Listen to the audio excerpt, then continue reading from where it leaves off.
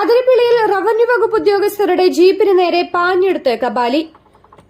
കളക്ടറുടെ നിർദ്ദേശപ്രകാരം മണ്ണിടിച്ചിൽ ഭീഷണി നിലനിൽക്കുന്ന സാഹചര്യത്തിൽ മലക്കപ്പാറ കപ്പായം പ്രദേശത്ത് താമസിക്കുന്ന കുടുംബങ്ങളെ പഞ്ചായത്ത് കമ്മ്യൂണിറ്റി ഹാളിലേക്ക് അടിയന്തരമായി മാറ്റിപ്പാർപ്പിക്കുന്നതിനായുള്ള നടപടികൾക്ക് പോയി തിരിച്ചു വരുന്നതിനിടയിൽ പെൻസ്റ്റോക്കിന് സമീപമാണ് കബാലി തടസ്സം സൃഷ്ടിച്ചത്. ഇന്നലെ രാത്രി 9:30 സംഭവം. Deputy tahsildar MG Ranjith Kumar, Athirappilly village officer Jude KL, മറ്റു ഉദ്യോഗസ്ഥരുമാണ് സംഘത്തിലുണ്ടായിരുന്നത്.